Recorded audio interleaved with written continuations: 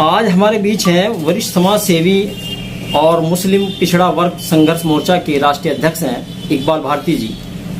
इकबाल भारती जी, आज हमारे समाज में शुगर एक बीमारी है नामुराद, बड़ी तेजी से के साथ बढ़ रही है और इससे लगभग घर कोई शायद ही बचा हुआ है। लेकिन लोग बाग परेशान हैं, असमंजस में रहते हैं, कोई डॉक्टरों के चक्कर में, कोई हकीमों के चक्कर में, कोई होम्योपैथी के चक्कर में, लेकिन उसके बावजूद भी शुगर कंट्रोल नहीं, तो कितनी जाने ऐसे में जा चुकी हैं। आप 20-25 साल से बीमारी से पीड़ित हैं, तो आप अपने आप को कैसे कंट्रोल रखते हैं? आप अपने अनुभव शेयर करें ताकि लोगों को कुछ फायदा हो। जी, आपका मानव आज में बहुत बहुत स्वागत है। जी इकबाल भारती जी। जी राव साहब, आपका धन्यवाद। देखिए, 2002 से मैं शुगर से पीड़ित हूँ और ब्लड प्रेशर मुझे 1985 से है। शुरुआत में तो मैं भी इसी तरह से जैसे सभी लोग इलाज करते हैं, एलोपैथी पर इलाज कराया, बहुत सारे डॉक्टरों को करते रहे, लेकिन कोई मुझे उससे बजाय नुकसान के कोई फायदा नहीं हुआ। अभी 2-3 साल पहले जब मुझे बहुत ज़्यादा इसमें हो गया और लगता था कि शायद अब हालात और ज़्यादा ख़राब हो जाएंगे, तब मैंने इस पर अध्ययन किया और पूरी तरह से इसको मैंने फिर समझा कि आखिर है क्या। तो शुगर, मैंने ये समझा कि शुगर कोई बीमारी नहीं है, बल्कि डाइटरी डिसऑर्डर है।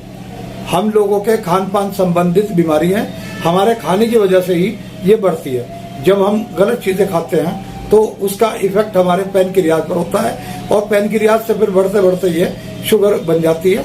तो इसमें सबसे पहले जो हम कार्बोहाइड्रेट को अगर हम कंट्रोल करें, देखिए हर आदमी आसानी के साथ, अब किसी डॉक्टर के पास भी जाने की जरूरत नहीं है, बल्कि अपनी कैलोरी को जान सकता है गूगल पर सर्च करके। उसमें अपना वजन, अपनी उम्र और ये सब लंबाई, उम्र में कितने वजन के लिए कितनी कैलोरी चाहिए, वो उसमें सब आपके सामने आ जाएगा।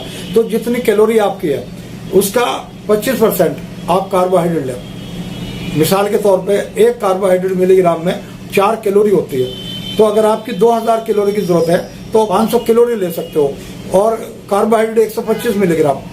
सपोज करो किसी का वजन 65 किलोग्राम है, तो उसको कितनी कैलोरी चाहिए, कितने कार्बोहाइड्रेट चाहिए उसको पर डे? नहीं, वो तो 125 मिलीग्राम आराम से ले सकता है, 500 तो। और उसके बाद में फिर प्रोटीन अपने वजन के एतबार से, यानी 65 मिलीग्राम से लेके और 100 मिलीग्राम तक ले सकता है।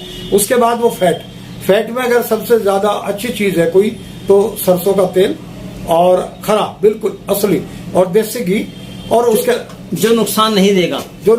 और दूसरी चीज जो हमारे मुसलमान भाई हैं, वो जो गोश्त के साथ जो फैट आता है, चर्बी आती है या नली जिसे बोलते हैं, उसको ले सकता है। वो इसमें बहुत ज्यादा अच्छा काम करेगी। अच्छा, ये कार्बोहाइड्रेट्स या प्रोटीन या फिर कैलोरी, आम भाषा में क्या क्या चीजें इस तरह की हैं जो आप अपने तजुर्बे में आई हैं जिनको इंसान को अवॉइड करना चाहिए? गेहूं की रोटी बंद करनी पड़ेगी। देखिए, आदमी सोचता है कि चावल से मुझे शुगर होती है, लेकिन चावल और गेहूं में कोई लंबा चौड़ा अंतर नहीं है। गेहूं में 68 मिलीग्राम कार्बोहाइड्रेट है और चावल में 72-76 मिलीग्राम। इसी तरह चीनी के अंदर 100 मिलीग्राम, गुड़ के अंदर 98 मिलीग्राम, शहद के अंदर 66 मिलीग्राम। तो इस तरीके से चावल, चीनी, मैदा और आपका मैदे की जो चीजें हैं बनी हुई है, मैदे की सब चीजें बंद। बेकरी भी आपको बंद करनी पड़ेगी। बेकरी की कोई आइटम आप नहीं लेंगे क्योंकि सब में मैदा है। अगर स्वस्थ रहना है तो ये चीजें आपको खत्म करनी पड़ेंगी, छोड़नी पड़ेंगी। अब इसके आप कहोगे कि फिर खाएंगे क्या? इसका अल्टरनेट है बहुत सीधा। वैसे तो मिलेट आते हैं, बाजार में मिल जाते हैं, कंगनी और मल्टीग्रेन कहलाता है। मल्टीग्रेन कहलाता है। नहीं, मल्टीग्रेन तो वो तो आटा होता है, वो नहीं। आप घर में ला के खुद बनाओ और बहुत ही ज्यादा करो। जैसे फ्लैक्स सीड होता है जिसको, और कंगनी होता है, ये इन चीजों का आटा बना के आप खा सकते हो। 4-5 चीजें। अच्छा, फलों में आप कौन कौन सी चीजें, केला, चीकू वगैरह कहते हैं कि नहीं, अभी अन्न में बता रहा हूँ। जौ ले सकते हो, जवार ले सकते हो। आप एक काम कीजिए, अगर कुछ भी नहीं कर सकते, 1 किलो जवार का आटा, आधा किलो जौ का आटा और 250 ग्राम उसमें गेहूं का आटा मिला करके आप उसकी रोटी बना के खाइए, कोई दिक्कत नहीं होने की। और फलों की जहां तक आपने बात बताई है, फल आप कोई सा भी हो वो आराम से खा सकते हो। किसी में कोई शुगर वुगर का मामला नहीं। ये सिर्फ एलोपैथी डॉक्टर जो है ये हमें मतलब इस तरफ लेके जाते हैं। और मेरा मानना यह है कि आपको जिस दिन ये इलाज शुरू करोगे, जो मैं बता रहा हूँ, आपको दवाई छोड़नी पड़ेगी एलोपैथी की, क्योंकि नहीं तो एलोपैथी की दवाई जब आप खाओगे तो आपका शुगर इतना डाउन हो जाएगा कि आप खड़े खड़े नीचे गिर जाओगे। तो इसलिए जो खाना है आपको बिल्कुल दवाई छोड़ के, और इसमें एक खास बात ये करनी कि आपको 18 घंटे फास्टिंग पर रहना है। आप 18 घंटे फास्टिंग पर हो गए तो आपको फिर पता लगेगा कि वाकई मुझे कितनी एनर्जी मेरे अंदर आ रही है। ये 18 घंटे जो फास्टिंग है, ये महीने में या हफ्ते में कब रहना? नहीं, ये तो आपको 1 महीना तो शुरू में लाजमी कम से कम रहना पड़ेगा। और उसमें ऐसा नहीं सब कुछ बंद हो जाएगा। आप पानी पी सकते हो, नींबू पानी पी सकते हो, आप इसमें ग्रीन टी ले सकते हो, जब भी आपको भूख से लगे तो आप लस्सी, मट्ठा वगैरह, दही वगैरह कुछ? नहीं, दही और मट्ठा तो नहीं है, वो तो फिर फूड में आ जाएगा। ये चीजें जो मैंने बताई है ये वाली, आप लस्सी ले सकते हो दिन में जब आपका टाइम है 6 घंटे का जिसमें खाना खाना है, लेकिन लस्सी आप सुबह के टाइम लेंगे, दही आप दोपहर को लेंगे, और अगर दूध पीना है तो वो शाम को लेंगे। कभी ऐसा ना करें कि दही आप शाम को लें, अगर शाम को दही लोगे तो वो और नुकसान करेगी आपको। ये फास्टिंग रहना चाहिए।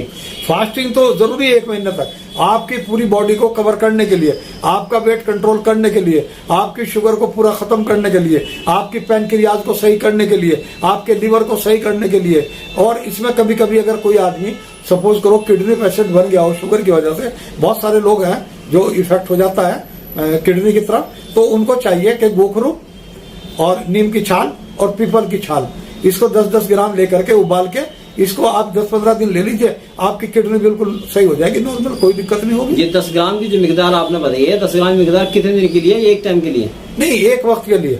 एक वक्त के लिए एक तोला? हाँ, एक 12 ग्राम होता है तोला तो, लेकिन 10 ग्राम अलग है, 10 ग्राम लेना है। चलो 10 ग्राम लेना है इसमें से।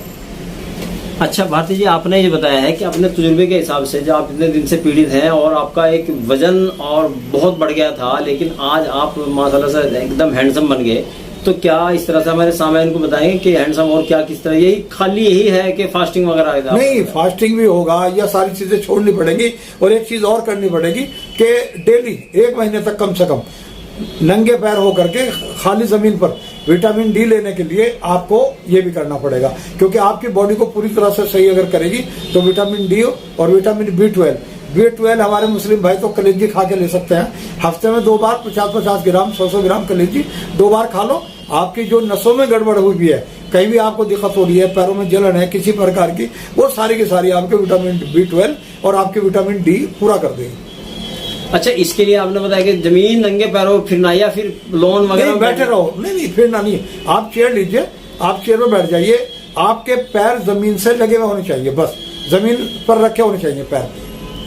ठीक है भारती जी, आपने मानो आवाज से बात की, इसके लिए बहुत बहुत धन्यवाद। शुक्रिया आपका।